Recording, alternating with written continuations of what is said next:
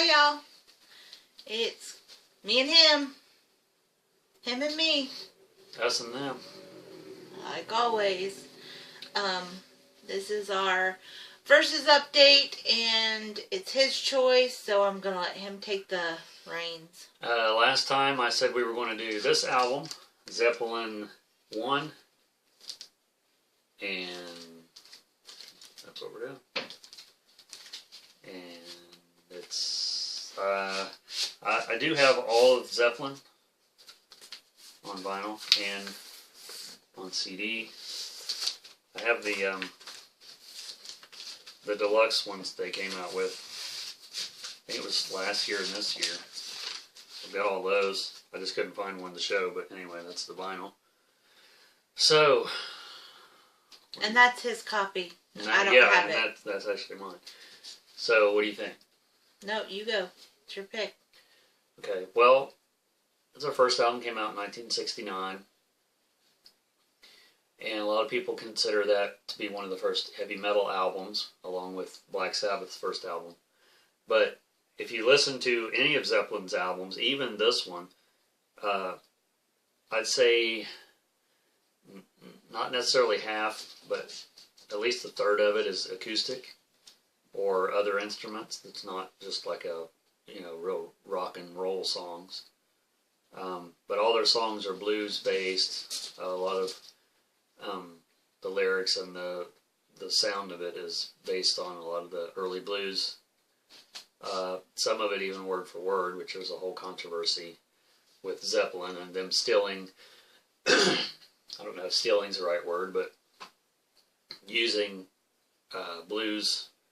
old blues songs and not giving credit to the original artists, which I think they did have to go to court for that, and I don't remember what the outcome of that was. I don't know if they had to. Because these songs were already written, they're already done. It's not like it's just something that's on the chart currently that is a top 40 song. So I don't know how they go about that. But anyway, that's off subject.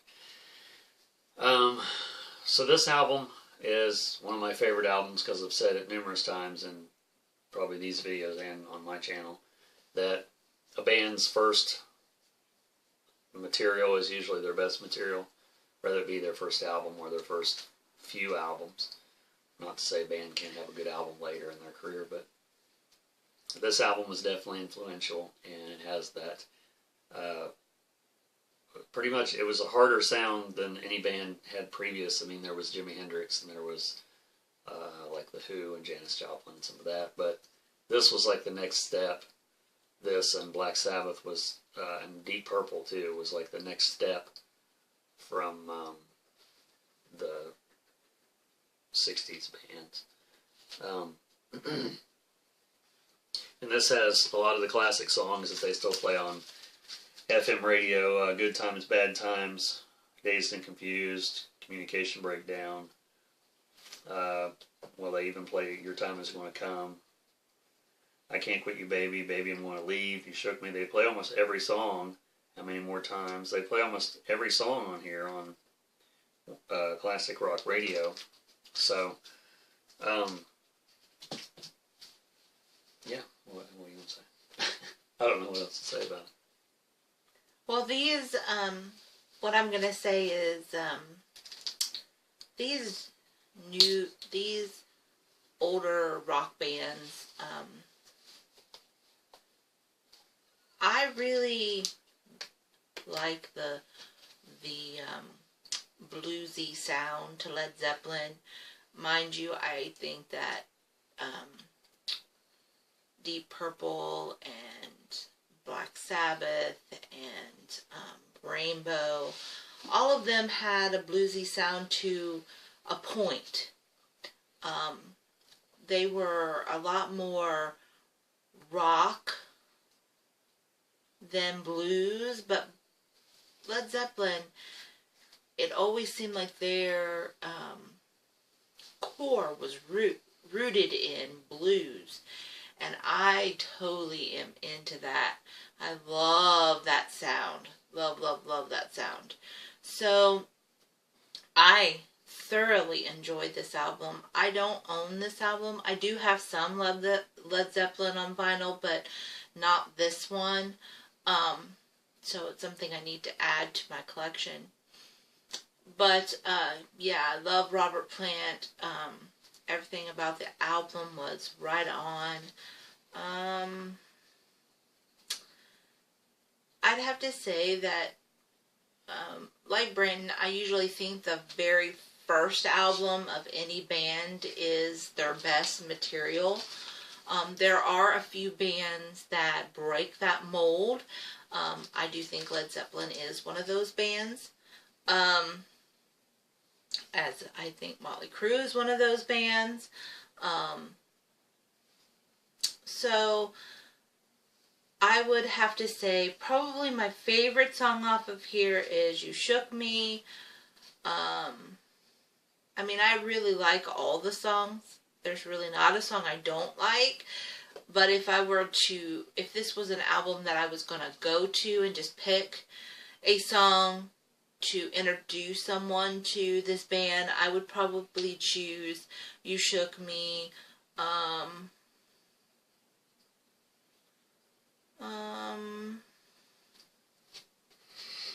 would probably pick Dazed and Confused to be the one that I would probably pick. And back when American Idol was still on, what's his name that won that year, which is one of the few guys that I really wanted to win that did, Caleb Johnson. He did Dazed and Confused towards the end of the show, and it might have been at the very end.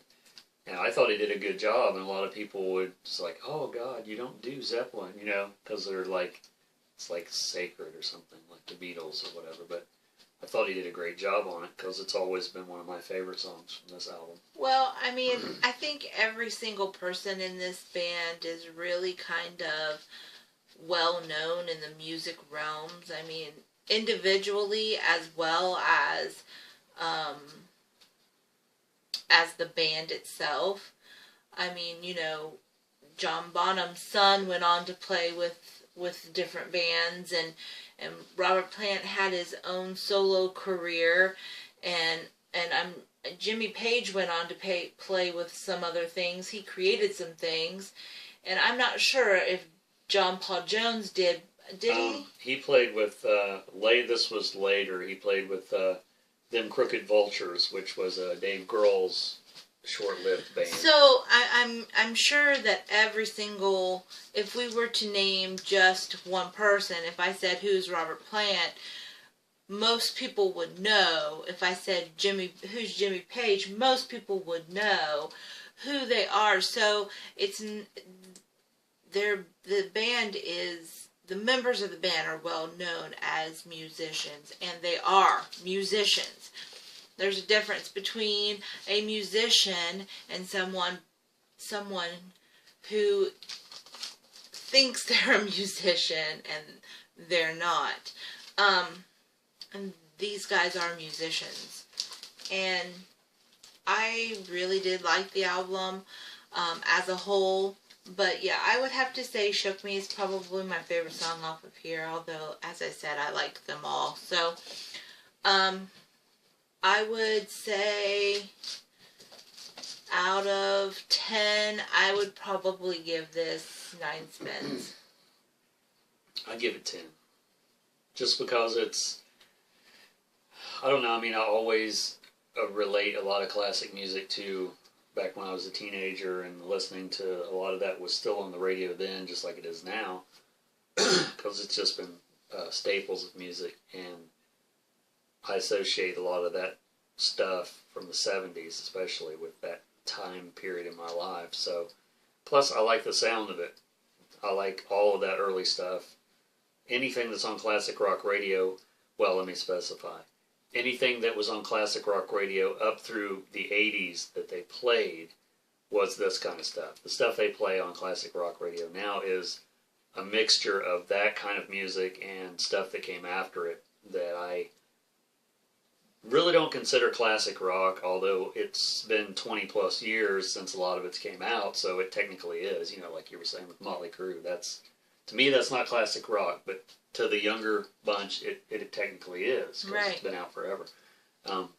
But this stuff here is truly what I would go to, that I can always listen to it and never get tired of it. Well, don't you think, like, I mean, I know we've had this conversation before. If it weren't for those first bands like Black Sabbath, like Deep Purple, like Led Zeppelin, those were the major influences Kiss. on, like Kiss. Alice Cooper. Those were the major influences on what the 80s bands were. Mm-hmm. And the 80s bands were the major influences on what the bands were now. Well, maybe not now, but you know, in the 90s. I think a lot of the early 2000s. A lot of the newer bands that we've talked about how they sound like old bands. Yeah. I mean, they're not like mainstream bands like say Justin Bieber or something, because to me it's not even the same thing. It's not a band for one thing, and it's not the same type of music. There's other bands that came out that's influenced by 70s rock. Well, like Rival Sons. That's a great example. Rival Sons, or even Electric Wizard. Yeah. Or, I don't know, I mean, I don't know, a lot of those, like Blood Ceremony. Blackberry Smoke. Blackberry Smoke, and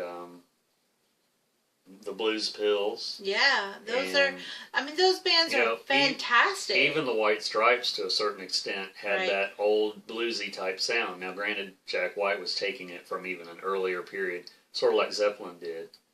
But it all goes back to, this is what truly is good, and it keeps coming back in one way or another, whether it's new bands or old bands, because that's what sounds good. Well, yeah, and that was my point. If it hadn't been for those bands, we wouldn't have the music that we have now.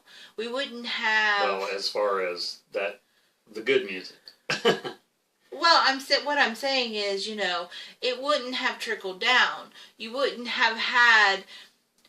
If we didn't have Led Zeppelin and Black Sabbath and Deep Purple and so forth and so on, you wouldn't have the Motley Crues, the Guns N' Roses, the Skid Rows, the Faster Pussycats. You wouldn't have all of that. No, and if you didn't have all of that, you wouldn't have what was popular, the grunge stuff that was popular in the 90s. Well, even though and so forth and so on. You just wouldn't have it. Even though the grunge bands would have never said they were influenced by Faster Pussycat or Poison or anything like that. No. And that's not what I'm saying. They're more influenced by Black Sabbath and Zeppelin and stuff. And punk, and I get that, but you see my point. Well, yeah, because one thing has to happen before something else. Right. So, you know, I'm grateful to those musicians who were brave enough to go out and be the frontiers for what we love now, which is music. All of it, from then till now. So, you know, I'm very grateful for those artists, and I think, yeah, they are like I don't even want to use the word God, but they're like, you know, a hierarchy in what we love. Well, I've said numerous times that all the good music's already been made. And that's not 100% true, you know, but in the sense of this type of music, that you can't improve on something. And I'm not saying I don't like a lot of the newer bands that are influenced by this music and have that similar sound, because that's what I'd rather listen to. Even though I listen to everything, I would rather, if I'm going for rock and something new, I would rather listen to a band that's influenced by early classic rock, and they have that sound. You know, it's real obvious. Like even like Blood Ceremony, for example. They even said, and without them saying it, you can tell they're very influenced by Jethro Tull. Yeah, it's a very similar sound. It's very similar.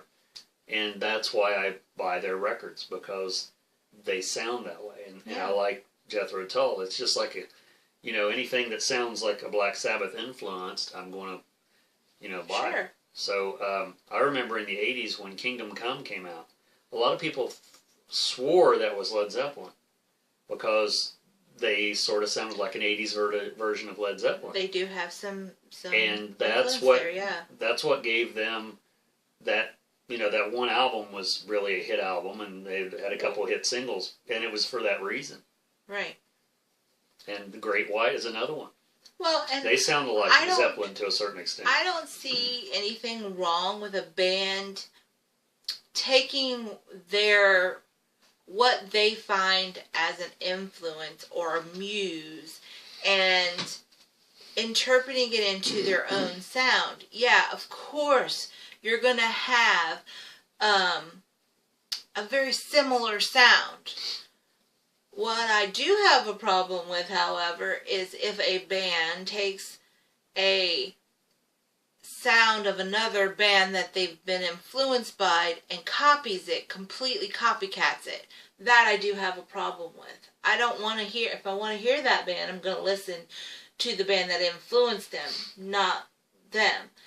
But if they're interpreting it into their own sound, then I don't have a problem with that. Well, it may sound similar. It's like when I first heard Ghost, not when I first heard Ghost, because I didn't like it when I first heard it. It took a while for it to grow on me. But they are so influenced by, in their sound, I mean, like Blue Oyster Cult. To me, it sounds so much like Blue Oyster Cult. The lyrics to a certain extent, but especially the sound of the music. Now, I know there's a lot of people out there that don't like Ghost because they're turned off by the image or they're turned off by the vocals. I understand that totally, but I like them because it had an image that stood out, because I'm all about image a lot of times. And then the music, after quite a few listens, I got it and I understood it. And it's like, okay, now I can hear these influences. But, that's a band that it's not like right in your face like some of these other ones. You have to sort of appreciate it and listen to it and give it a chance. Or at least I did. But yeah, 10 spins for the Zeppelin I. So what's next time? So we have to say. That's all I got to say. So, next time on Versus, we are going to be checking out you see that? Ozzy Osbourne. The Ultimate Sin. You can show it next time. This is my copy of the record. He does have it too. That's a good one, because I haven't listened to that in its entirety in quite a while. So that's what we're going to be doing next time on Versus. Be sure to check out videos that we have uploaded this last week and videos that we will be uploading soon. Yeah, we have a few videos from the Yellow Spring Street Fair we went to yesterday. So she has one and I have a couple, so check those out. Also, I think we have some vinyl update videos. You posted some last week. I haven't made mine yet. That's it. Anything else? Oh, podcast. He's got a podcast. Check that out. Podcast. I have a second video channel that is Graveyards. Check that out. Nothing else I can think of. Leave your comments below. Appreciate you viewing our video. We'd love to hear from you. Please be sure that you leave your comments below. I apologize. I haven't answered the comments from last videos that I posted. I'm so sorry. I've worked a lot of overtime this week. So, I will get to those. And please leave your video or your comments below this video so that I can answer those as well. Thank you for watching and subscribing. And we will see you next time on Versus. Ta.